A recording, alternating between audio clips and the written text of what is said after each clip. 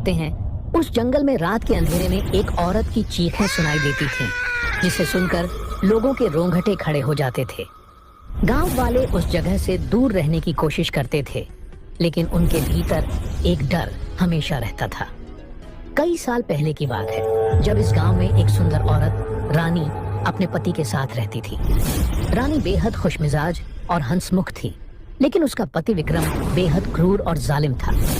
वह अक्सर रानी पर शक करता था और छोटी छोटी बातों पर उसे मारता पीटता था। रानी की जिंदगी विक्रम के साथ एक नरक बन गई थी, लेकिन वह अपने हालात को किसी से नहीं कह पाती थी।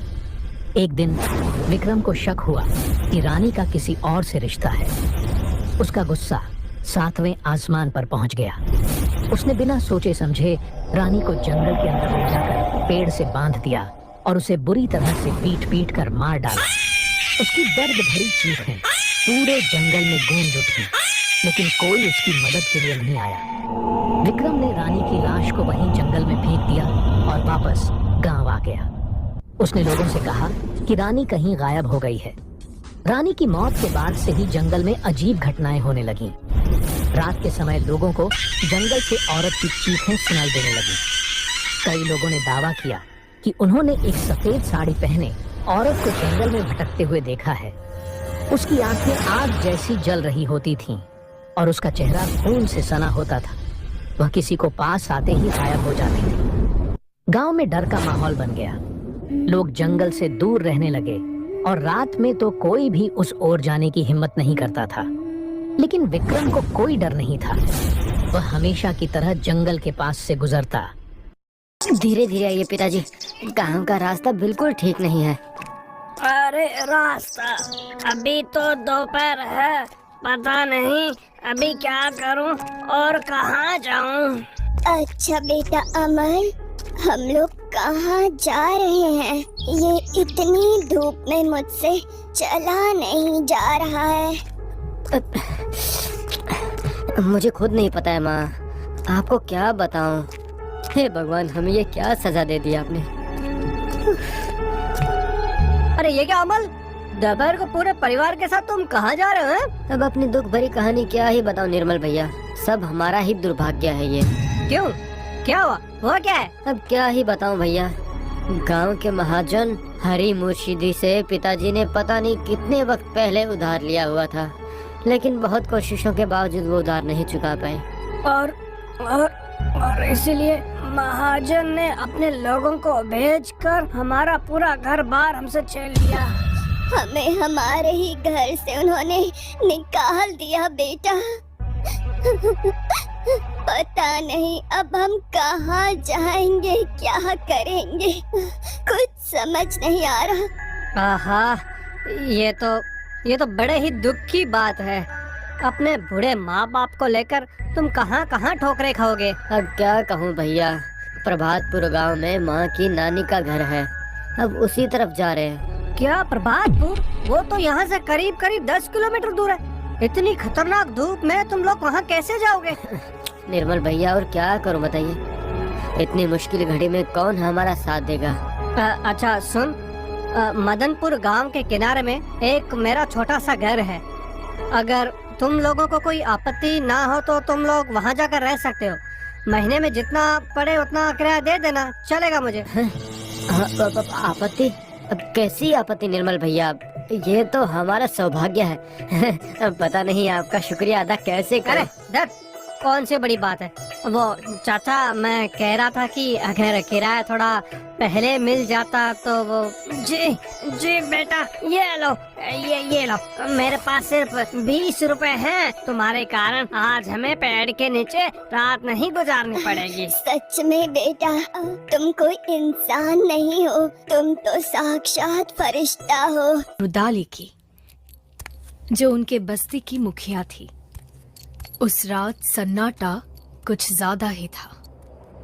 रेगिस्तान से आती हुई ठंडी हवाएं बदन को मानो चुभ रही थी।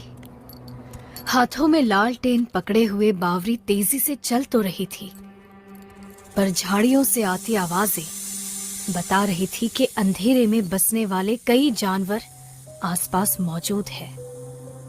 बावरी को उस रात हीरामन सेठ के घर बुलाया गया था। हीरामन सेठ के छोटे भाई मोतीलाल की अचानक मौत हो गई थी और बावरी उसी घर मातम मनाने जा रही थी।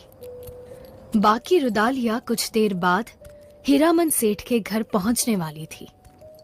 दूर से बावरी को हीरामन सेठ का घर दिखाई दिया और उसकी चाल जरा सी धीमी हो गई। बावरी एक अनुभवी रुदाली थी। मौत का साया उसे दूर से ही महसूस हो जाता था। बावरी ने एक बार अपने हाथ पर बांधा हुआ ताबीज छुआ और आगे बढ़ी। चलिए ना, अंदर चलिए। हाँ।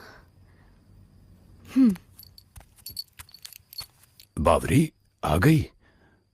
चलो शुरू करो, हमारे पास ज्यादा समय नहीं है। मोतीलाल जी की अचानक कैसे मौत हो गई?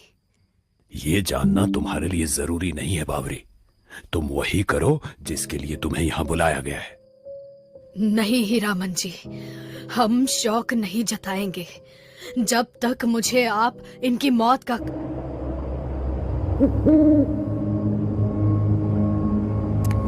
सुनिए, आपने शोक जताने से मना क्यों किया? छाया, समझ आने के बाद से हम यही काम करते आ रहे हैं। यूं समझो जिंदगी से ज्यादा हम मौत के साथ रहते आए हैं। इतने सालों में मौत से इतनी गहरी पहचान हो गई है कि उसके हर पहलू हम जान सकते हैं। मोतीलाल की मौत अघोर मौत है। उसके शव पर रोना खतरे से खाली नहीं। मुझे ये महसूस हुआ कि जो उसके शव पर रोएगा उसका अंजाम अच्छा नहीं होगा। मैं नहीं चाहती मेरा कोई भी साथी खतरे का सामना करे। चलो। बावरी ने शायद उस रात बस्ती की रुदालियों को बचा लिया, लेकिन आने वाले दिनों में उन पर क्या गुजरने वाली थी, इस बात का किसी को कोई अंदाजा नहीं था।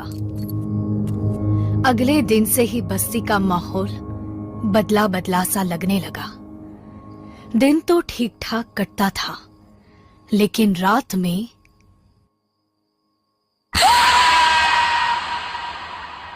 साथ बकरियां चराने जाना है। चल जल्दी।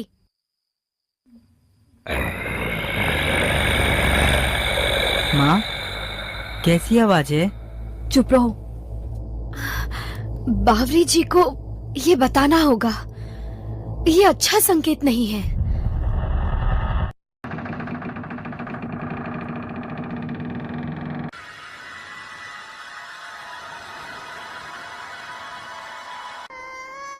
रवि ने हिम्मत जुटाई और आत्मा की बात मानी। वह जल्दी से जंगल के उस छोर पर पहुंचा जहां उसे कुआं मिला। कुएं में झांककर वाले इकट्ठा हो जाते हैं, बोलते हैं कि इस चुड़ैल का कुछ करना होगा, नहीं तो ये एक एक कर सबको ले जाएगी। हाँ चाचा, आप सही बोल रहे हैं।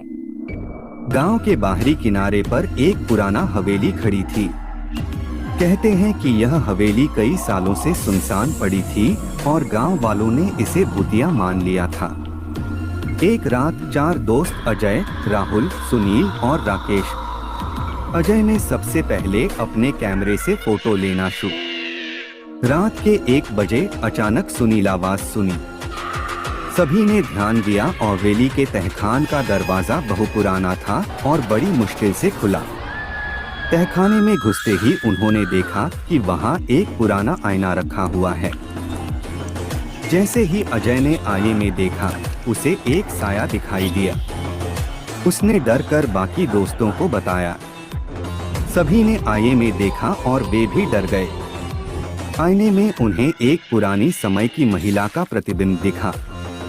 वह महिला सफेद साड़ी में लिपटी हुई थी और उसके कहना है कि अगर कोई घर काफी सालों से बंद हो और उस घर में समय समय पर पूजा पाठ ना की। ये हमें कहाँ ले आया शैतान इतने बारिश में, बहुत ही परेशान करता है तू हमारे को।